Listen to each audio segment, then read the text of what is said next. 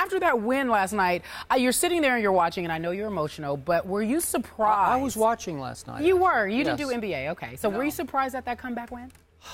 Stephen A., first I want to say to you, I appreciate you showing up today because I really wasn't surprised at all. I was pleased.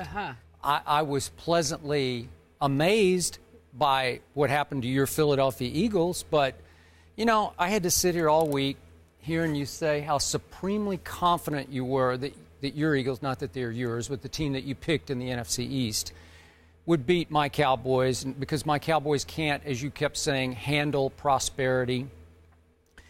And you have told me repeatedly, and I have had to sit here with my ears burning, about how Tony Romo is an accident waiting to happen. Yet I have tried to warn you that now the ultimate accident waiting to happen is Mark Sanchez.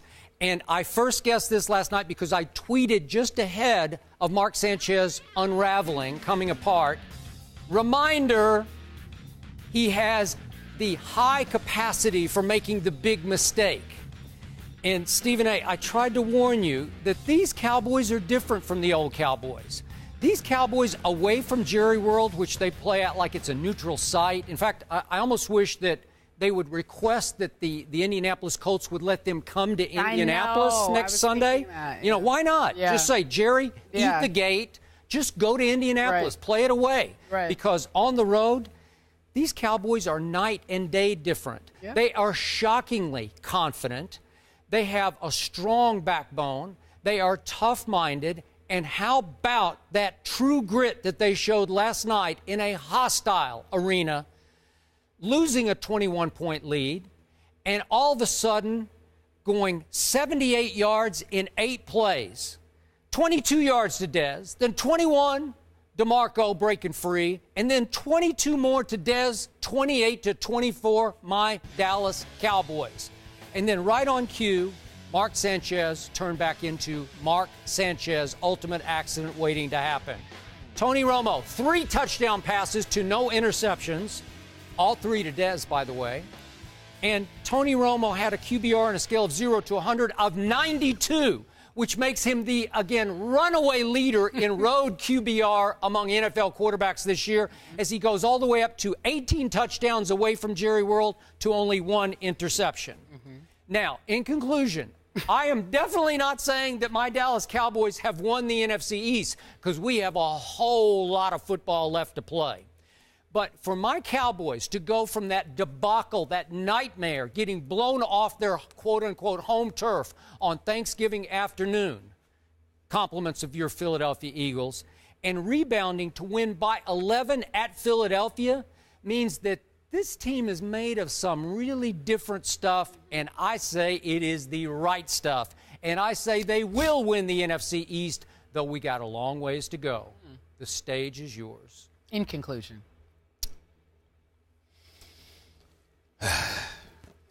Yeah. You know what, Skip Bayless? Unlike some people who can be classless and have a very, very difficult time just biting the bullet and admitting that they were wrong. No idea who you're talking about. I will not do that, Skip Bayless. The Dallas Cowboys on this day deserves credit for what they did last night at Lincoln Financial Field in Philadelphia. Unfortunately, I watched the game. It was torture. It was painstaking. It was disgusting to watch. It resonated with me in such a profound way that, to be quite honest with you, I was a bit close to depression. And I got to tell you why.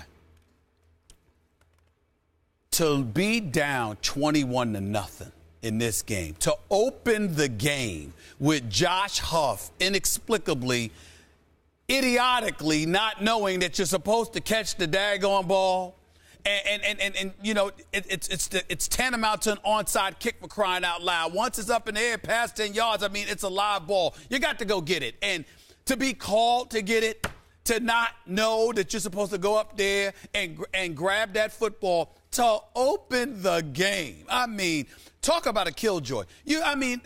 Lincoln Financial Field, it was psyched, it was hyped, it was roaring, it was ready to go. Yep. Everybody was ready. The city was abuzz. And before they had a chance to pass gas, look what happens. This dude starts messing stuff up, even though he caught one reception for 44 yards later on. But it was a huge, huge thing that put him in a hole. That resonated with me, Skip Bayless. It also resonated with me.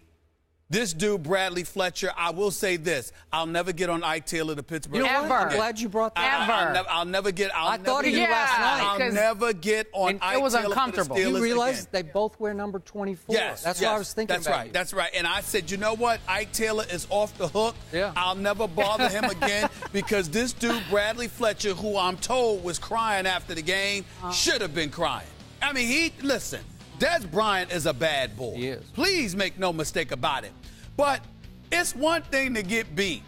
It's another thing to get beat 3 times in the same game. And it's another thing to get beat on the same pattern twice. I mean, identical patterns right down the right sideline, just luffed it up in the air. And Des Bryant, when you saw the way he would celebrate after the touchdown, it was clear it wasn't a big deal. No, it wasn't a big he just deal. looked at the camera, put on the Hove sign, and then after that he did that like he usually does. But really, he wasn't enthused about it because he was really saying, Chip Kelly, really? You got this kid on me? And by the way, before the snap, Romo's doing this out to the flag. And he's letting them know it's coming to you. He's letting them know. It's coming your way. It's coming. Thumbs up. Touchdown. How in God's name does Chip Kelly have this dude in single coverage on Des Bryant on 3 separate occasions is beyond me.